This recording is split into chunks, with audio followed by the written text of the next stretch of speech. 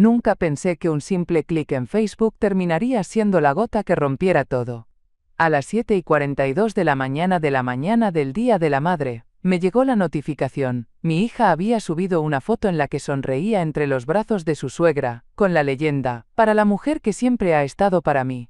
Sin una coma de duda, con las manos temblando sobre la encimera, escribí: entonces que tu verdadera familia también se haga cargo de tus cuentas. Tomé la captura, la envié al correo de mi abogada Ava Grant, y cerré la pantalla antes de que Jenna tuviera tiempo de borrarlo. Llevábamos más de un mes sin hablar. Ni una llamada, ni un ¿cómo estás, mamá?, ni siquiera un emoji azul. Solo esas indirectas que gritan desde lejos lo que no se atreven a decir en la cara. Me enteré del brunch con los suegros porque la esposa del primo de Trey lo compartió en sus historias. Habían reservado una terraza en Chicago, flores blancas y mimosas para todos. Jenna usaba el collar de perlas que yo le regalé cuando cumplió 30. Dijo que era de familia. Fui directa al archivador de mi oficina. Saqué la carpeta gris etiquetada Pagos personales Jenna, 2020 a 2024, y empecé a organizar todo en orden. Transferencias, recibos, correos. $27,000 solo en tratamientos de fertilidad, 38 en tarjetas. Lo que más me dolió fue ver el contrato de préstamo sin firmar para la entrada del condominio. Yo había escrito en lápiz: enviar copia firmada esta semana. Nunca la devolvieron. Encendí la cafetera sin ganas de café. Me senté en la mesa con una libreta, y empecé a escribir una lista con 3 columnas. Lo que di, lo que prometieron, lo que no cumplieron. Subrayé en rojo cada incumplimiento. A las 9:16 de la mañana recibí un mensaje de voz de mi nieto Mason diciéndome: «Feliz día, abue». Se escuchaba a Trey de fondo bromeando sobre el brunch y Jenna diciendo: «No lo pongas en altavoz que mamá seguro está llorando». Terminé de escucharlo y lo guardé en una carpeta nueva. Pruebas, prioridad alta. A las 9:45 de la mañana reenvié todo eso a Ava, con un asunto muy claro: iniciar proceso de separación financiera. Urgente. La captura del mensaje y los documentos enviados a Ava fueron solo el primer paso. Lo siguiente era entender cuánto había cedido sin pedir nada a cambio. Me senté con una hoja en blanco y empecé a escribir mi nombre completo, mi edad Valeria Kent, 66 años. Y luego, como si fuera un informe de auditoría, tracé una línea y anoté: activos entregados desde 2020. Lo hice sin llanto, sin ira, solo números. Fue el único idioma que mi hija y Trey siempre respetaron. Habían pasado 5 años desde que Harold murió. Vendí la cabaña del lago para liquidar los últimos gastos médicos, y con lo que sobró, les transferí $40,000 para lanzar su firma boutique de branding. El contrato no estaba notariado, porque Jenna insistió que hacerlo formal era desconfiar innecesariamente entre familia. Luego vinieron los $70,000 para el enganche del townhome, cuando dijeron que el banco exigía mostrar solvencia familiar. Acepté firmar como cogarante porque solo era en papel. El resto lo fui soltando sin hacer ruido. $8,000 para tratamientos hormonales, $12,000 para abogados de inmigración de una sobrina política de Trey, a quien no he visto ni en foto, y varios depósitos pequeños que ella justificaba con palabras como emergencia, urgente, temporal. Sumaban más de $25,000, ninguno fue devuelto. Ninguno fue mencionado después. El total aproximado, $137,000. Ese número me provocó algo más fuerte que enojo. Me dejó en silencio, mirando esa cifra con la misma incredulidad con la que una ve una fractura en su propio cuerpo. Yo, que había fiscalizado empresas enteras, que había rechazado promociones por ética, ahora veía cómo mi propio apellido era usado como etiqueta para robarme con una sonrisa. A las 3:15 de la tarde imprimí el resumen. Lo firmé con fecha y lo escaneé de nuevo a Ava. En el asunto escribí: activos transferidos sin contrato vinculante. Requiere clasificación legal. Ese fue el momento en que dejé de ser la madre culpable y volví a ser la mujer que sabía contar. Lo que más me dolía no era el dinero, sino darme cuenta de cuántas veces les facilité borrarme sin siquiera notarlo. El año pasado Jenna no vino a mi cumpleaños. Me envió un ramo sin tarjeta, y cuando pregunté, respondió con un emoji de pastel. Ya era la segunda vez que lo olvidaba. En Navidad, cambiaron los planes a último minuto. En lugar de venir a Des Moines, Surgió una invitación de último minuto para esquiar con los Prescott. Me enteré por una foto en Instagram. Jenna llevaba mi abrigo azul, el que decía que le quedaba grande. En febrero Mason cumplió 3 años. Yo había comprado un boleto con semanas de anticipación. El día anterior Trey escribió que todo estaba muy justo, y que mejor organizábamos algo por Zoom. Recibí el enlace 5 minutos después de que comenzara la fiesta. Cuando entré, los globos ya estaban en el suelo y la piñata medio rota. Jenna me saludó en voz alta, como para que todos oyeran que no había sido culpa de ella. A veces me decía que tenía mala memoria, que exageraba, que el mundo había cambiado. Pero cada vez que era conveniente, sí recordaban mi existencia. Cuando la oficina de Trey fue auditada y necesitaban a alguien con experiencia para revisar sus estados contables, me llamaron como si nada. ¿Puedes darnos una mirada rápida? Claro que pude. Le salvé una multa. Ni un agradecimiento formal. La omisión de la tarjeta de bebé fue la confirmación.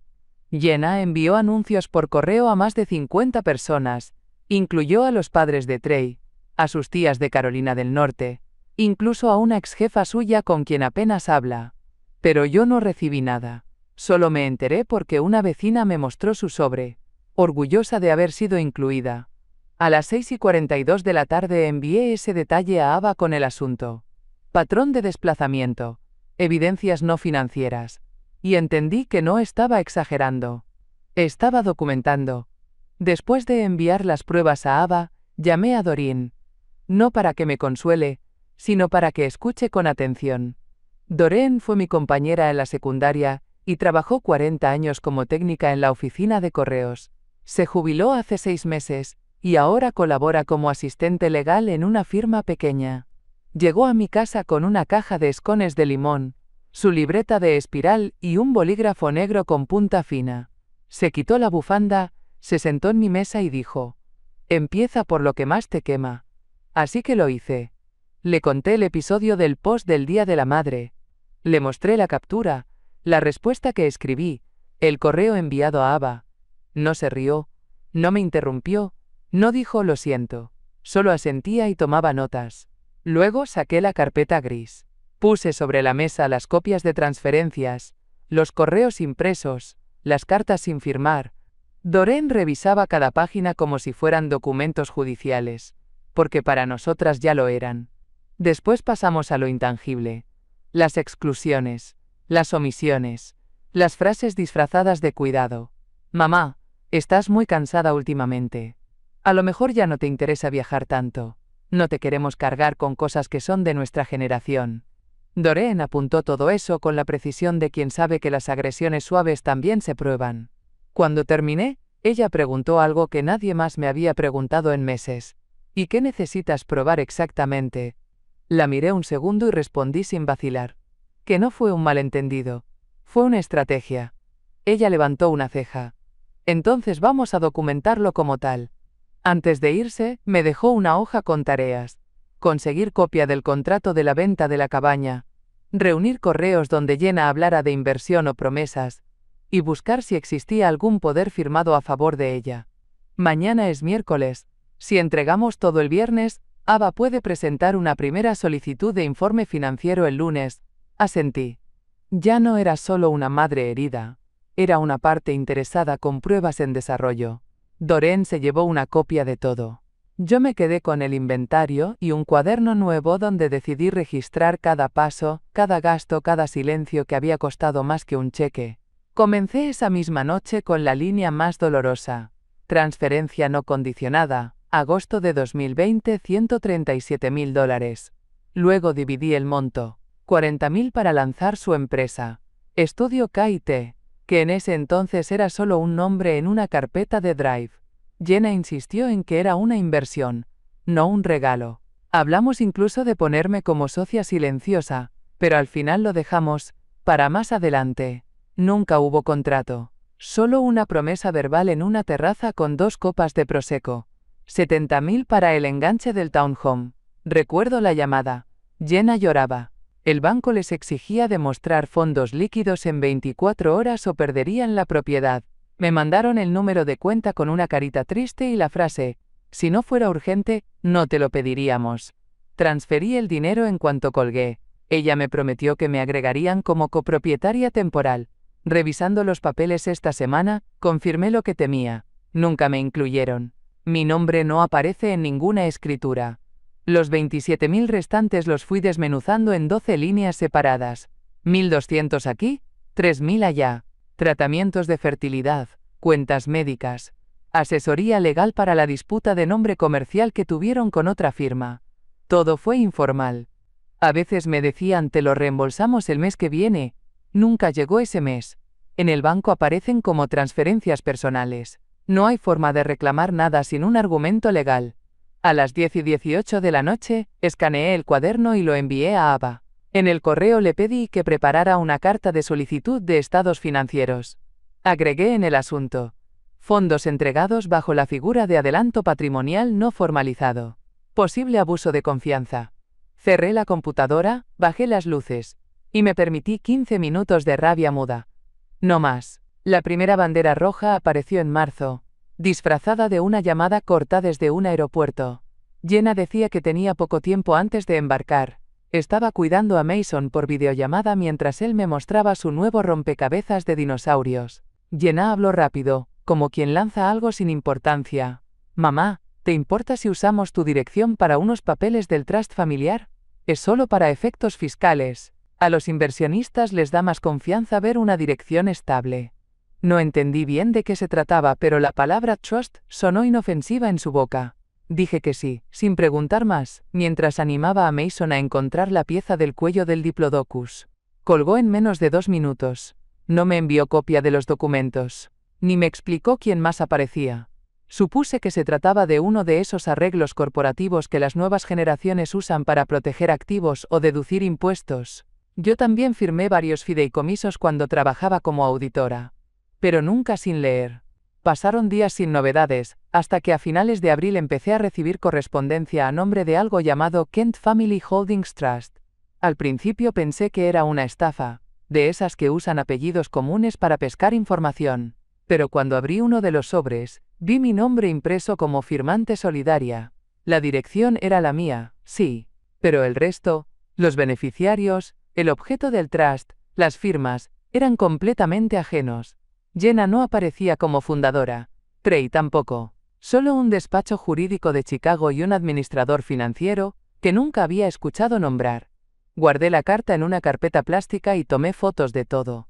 A las 7:23 de la tarde envié un correo a Ava con el asunto: correspondencia irregular, figura legal no autorizada, solicito revisión urgente. Cerré el sobre original con cinta, y lo dejé sobre la mesa como si pudiera extraerle más verdad con solo mirarlo. Esa noche, dormí con la puerta cerrada y la carpeta a la vista. Algo se había activado. Ya no era intuición, era evidencia. A principios de abril llegaron 3 cartas del mismo remitente. Una firma de gestión patrimonial en Evanston, Illinois.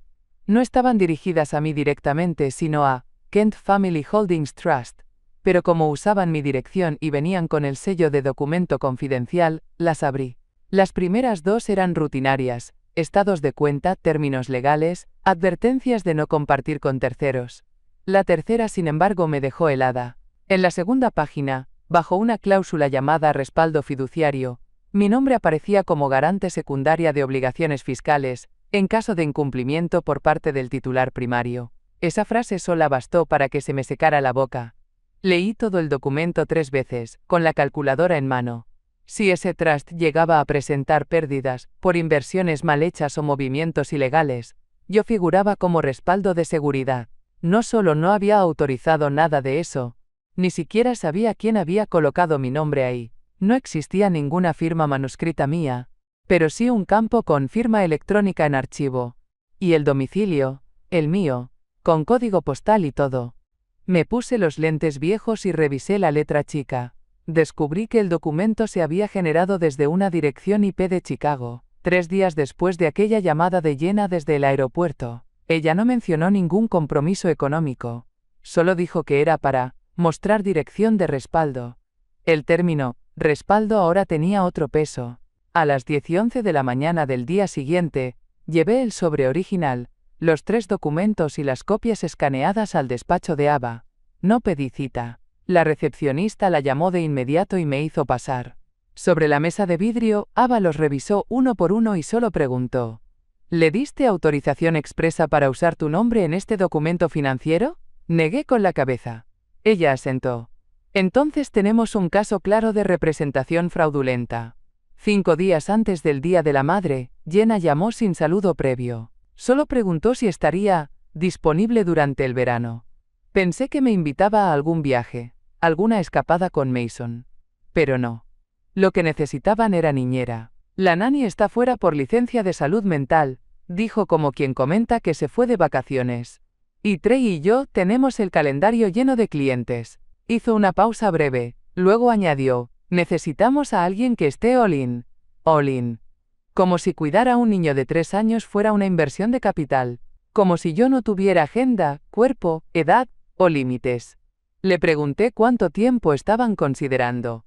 Dijo todo el verano, con tono de obviedad. Cuando le mencioné que quería tomar un curso corto en línea, uno de historia del arte que había postergado durante años, respondió con una risa forzada: ¿Y eso no lo puedes hacer más adelante? Es que, ahora sí te necesitamos de verdad.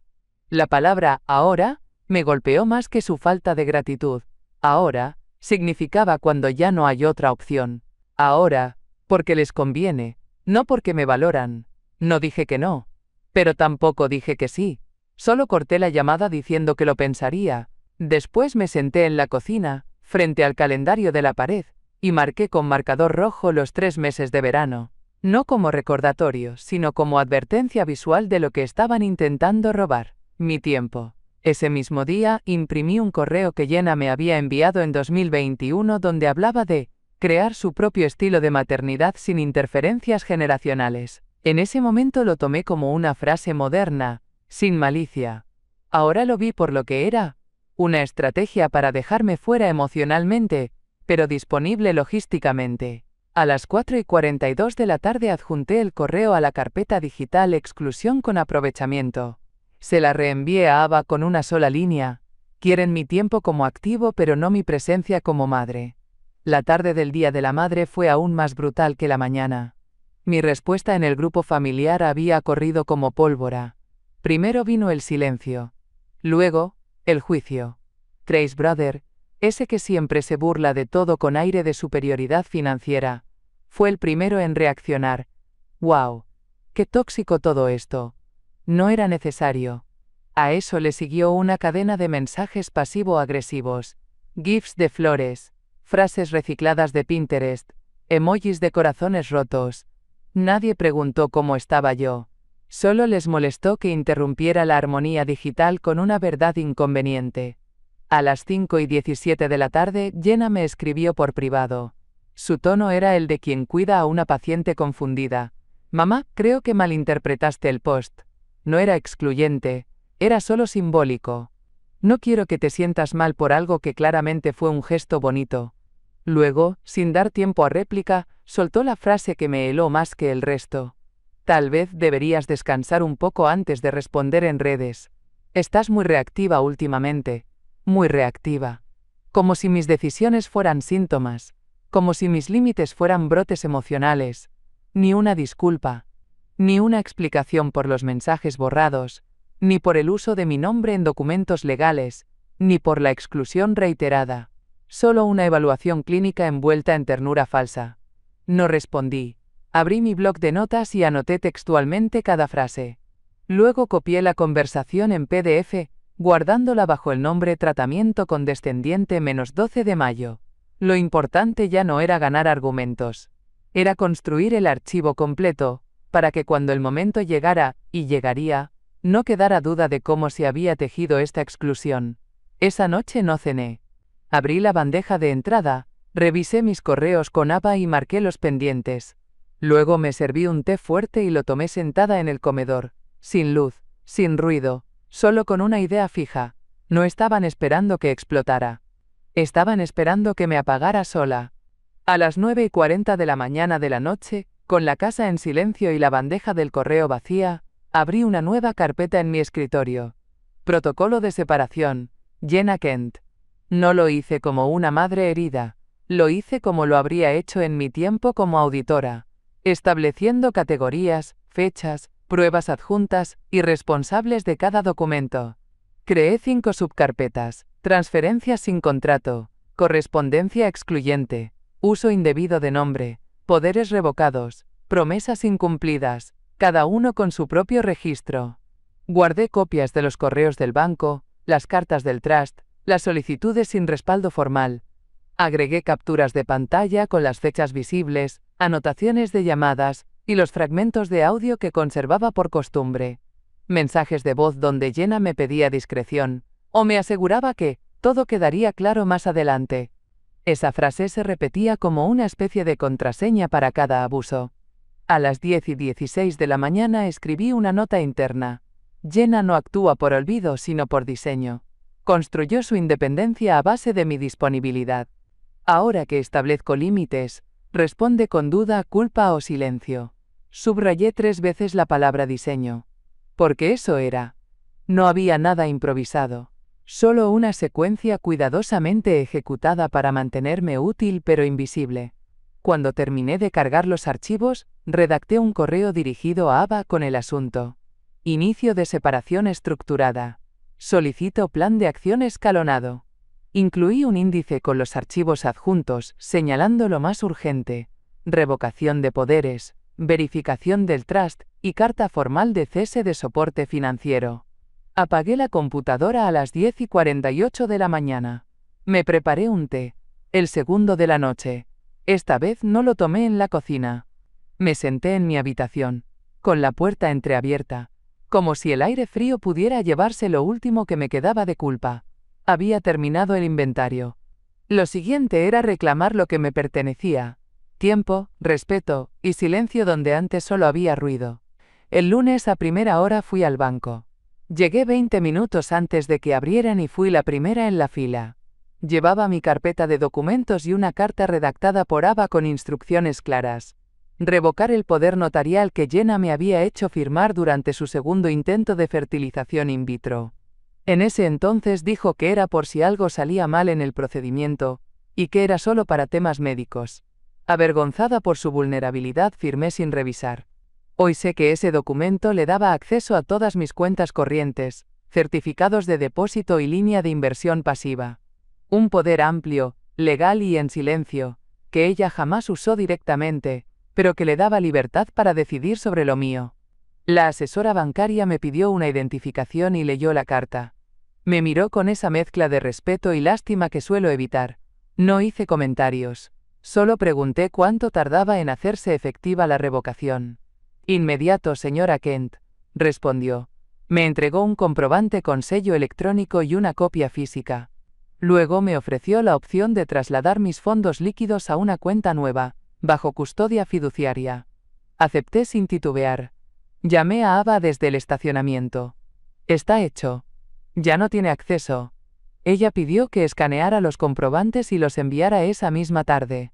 Este paso cambia el tono del caso, Valeria. Ya no estás pidiendo explicaciones. Estás marcando límites jurídicos. A las 2:38 de la tarde, hice la transferencia de activos a la nueva cuenta.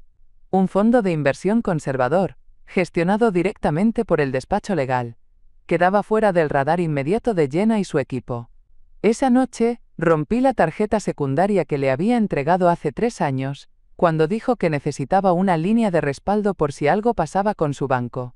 No pasó nada. Solo aprendió que yo era accesible. Ya no lo soy. Durante esa semana, trabajé cada mañana como si volviera a estar en la oficina. Sin distracciones, sin música, sin pausas innecesarias. Doreen venía a las 9 en punto con su libreta y un portapapeles. Cada día nos enfocábamos en un rubro distinto: transferencias bancarias, promesas de reembolso, propiedad compartida. Todo con hora, fecha y captura. El martes organizamos las pruebas de aportes a la empresa. Tenía correos donde Jenna me agradecía haber creído desde el día 1, facturas pagadas por mí a nombre del estudio, y 3 comprobantes de transferencias hechas desde mi cuenta a la de Trey, bajo el concepto capital inicial. Nunca firmé un contrato, pero sí firmaron recibos. Los habíamos olvidado en una carpeta sin archivar. Doreen los encontró. El miércoles hicimos lo mismo con los gastos del townhome. el correo del notario con mi nombre como depositante, el recibo de transferencia con asunto fondo puente, y un mensaje de texto de Jenna. En cuanto podamos te agregamos al título. Nunca me agregaron. El jueves escaneamos conversaciones donde ella se refería a mí como nuestra inversionista principal cuando hablaba con su socia de marketing. No tenía idea de que yo tenía copia de esos mensajes porque me los había reenviado por error hace 2 años. Los había guardado por ternura. Hoy eran evidencia. Doreen preparó un índice digital y un resumen por sección. Ava lo revisó todo el viernes y confirmó que era suficiente para emitir una solicitud formal de información financiera. Con esto podemos pedir libros contables, estados de cuenta del estudio y la relación de socios. Si se niegan, procedemos con demanda de reconocimiento de aportación. A las 4:16 de la tarde, Ava me envió el borrador de la carta. Revisé cada línea, corregí un par de fechas y autoricé el envío. Ese mismo día, el documento salió por correo certificado con acuse de recibo. Ya no era solo mi palabra, era un expediente. El lunes a las 11 de la mañana, Ava me llamó con 3 palabras que lo cambiaron todo. Necesitamos a Elise. Elise Salvatierra había sido la CFO del estudio durante poco más de 1 año. Renunció en enero, sin previo aviso. En su momento Jenna me dijo que fue por diferencias creativas y que Elise no tenía la visión necesaria para crecer. Ahora entendía que lo que no tenía era tolerancia para ciertas prácticas dudosas. Busqué su número entre los contactos viejos de mi celular. Lo encontré guardado como Elise, contabilidad Jenna. Dudé unos segundos, luego marqué. Respondió al segundo timbrazo. Me presenté. Le recordé quién era. Hubo un silencio breve. Después dijo: sabía que algún día llamaría. ¿Dónde prefiere vernos? La recibí en casa 2 días después. Llegó puntual, con un folder rojo y una expresión de quien ha esperado demasiado para contar lo que sabe. Se sentó en la sala, aceptó un té de jengibre y dijo sin rodeos: lo que usted puso, lo usaron como capital sin declararlo. El estudio se mantuvo a flote gracias a eso, pero nunca fue registrado como inversión externa. Ava se unió por videollamada. Elise explicó que había preguntado varias veces por los contratos de aporte, pero Jenna insistía en que todo era familiar y que mamá no necesitaba papeles.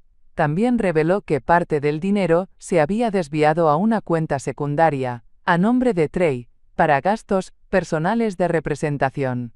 Elise entregó copias de 3 correos donde manifestaba su preocupación. También una tabla de ingresos y egresos no auditada. Ava tomó nota de todo y le pidió una declaración jurada. Ella aceptó sin titubeo. Solo quiero que conste lo que vi. No merecen seguir usando su nombre para esto. A las 6:12 de la tarde Elise firmó la primera versión de su declaración, y se comprometió a comparecer si era necesario. Ya no era yo contra ellos. Ahora hablaba una testigo. El 3 de junio a las 8:22 de la mañana, redacté un borrador de carta. No emocional. No maternal. Directa, ordenada y con puntos numerados. Ava me ayudó a pulir el lenguaje legal. Doreen revisó la ortografía y los datos. No dejé adjetivos, ni explicaciones. Solo hechos, fechas, cifras. Lo titulamos Notificación de separación patrimonial no contenciosa. Kent y asociados. El cuerpo de la carta tenía 3 secciones. La primera notificaba la revocación oficial de cualquier acuerdo financiero implícito. La segunda exigía el envío de estados contables auditados del estudio, así como la restitución proporcional de aportes no formalizados. La tercera advertía que, en caso de no recibir respuesta antes del 1 de julio, se procedería con una acción de reclasificación patrimonial y la solicitud de un embargo preventivo sobre activos de la empresa. No era una amenaza. Era un plan de acción fechado, numerado y en regla. La envié a las 10:03 de la mañana por 3 vías: correo electrónico, correo certificado con acuse de recibo y entrega física en el buzón del estudio en Chicago. Doreen me acompañó en ese último paso. Se bajó del coche, caminó con paso firme hasta la puerta de cristal, dejó el sobre y tomó una foto con la dirección visible. Nadie nos vio. No tocamos el timbre. No era una conversación. Era una notificación. En el sobre también incluí copia del expediente de Elise, las transferencias bancarias clasificadas por fecha, y el comprobante de revocación del poder. Todo lo que evitaban firmar lo firmé yo. Esa misma tarde Ava registró la intención de reclamo ante la Secretaría de Comercio de Illinois, dejando constancia de mi nombre como aportante informal no reconocida. Con eso, se abría la vía para solicitar medida cautelar sobre activos de la sociedad. No era un juicio aún, pero sí una sombra sobre cualquier intento de mover dinero. Esa noche, dormí por primera vez sin tener que repasar mentalmente cifras. Lo esencial ya estaba por escrito. Lo personal, archivado. 3 días después de recibir mi carta, Jenna no respondió directamente. No llamó, no escribió. En su lugar, subió un episodio nuevo a su podcast. El título era provocador. Cuando los padres convierten el dinero en arma. La escuché completa, con un bloc de notas al lado. 43 minutos de monólogo cuidadosamente editado, donde me presentaba como una madre que no sabe soltar, una figura de control que usa su ayuda como forma de manipulación, y una mujer mayor que no entiende los límites saludables de la adultez. No mencionó mi nombre, pero las fechas, las cifras y hasta una anécdota del dinero enviado durante un tratamiento eran demasiado específicas. Trey intervino en los últimos 10 minutos con voz conmovida. Dijo que estaban agotados de tener que justificar cada decisión, y que abrir su historia públicamente era un acto de valentía. Mencionaron el trust familiar como una herramienta que su abogado recomendó, y justificaron no haberme informado, para evitar estresarme. Una estrategia que, según ellos, salió mal por falta de comunicación intergeneracional. A las pocas horas, el episodio acumulaba cientos de comentarios. La mayoría eran de seguidores jóvenes agradeciendo la honestidad. Otros ofrecían apoyo económico. Jenna había vinculado un nuevo GoFundMe, titulado Reconstruyendo desde el respeto. En 2 días, recaudaron más de $8.000. Lo esperaban. Sabían que con la narrativa correcta, podían disfrazar el conflicto legal como drama familiar. Sabían manipular. No respondí públicamente. No llamé a nadie. Solo copié el audio. Tomé capturas de pantalla del crowdfunding y de los comentarios donde se hablaba de abusos financieros, y los guardé bajo la carpeta narrativa manipulada. Respuesta pública indirecta. Ava me pidió conservar todo con fecha y metadatos visibles. Doreen generó un informe cronológico con enlaces activos. No me dolió el episodio. Lo que dolía era confirmar que mi hija prefería contar una historia que la eximiera, en lugar de enfrentar la que la comprometía. Pero no era sorpresa. Era parte del patrón. Y ahora, también parte del expediente. No respondí al episodio pero tampoco lo dejé pasar. A la semana siguiente pedí a Ava que agendara una reunión formal de mediación. No quería gritos, ni escenas, ni más excusas disfrazadas de heridas. Solo un espacio neutro, con reglas claras, y un tercero que lo registrara todo. Ava propuso hacerlo en su oficina, con una transcripción oficial a cargo de una profesional del tribunal. La sala de juntas era amplia, sin decoración sentimental, sin fotografías, sin café servido por compromiso. El tipo de lugar donde nadie puede fingir que esto es una charla de domingo entre familia. El lunes 24 de junio envié la invitación por correo electrónico, usando el asunto más limpio que se me ocurrió. Aclaración financiera familia Kent, mediación voluntaria. El cuerpo del mensaje iba directo, fecha, hora, ubicación, duración estimada, y una cláusula específica que decía, habrá registro completo en audio y acta escrita, con presencia de partes involucradas y asesoría legal opcional. No era una trampa, era un espejo. Jenna no respondió de inmediato. Trey escribió desde su correo corporativo 3 líneas ambiguas. Gracias por la invitación. Revisaremos con nuestros asesores. Nada más. Ninguna confirmación. Ninguna objeción.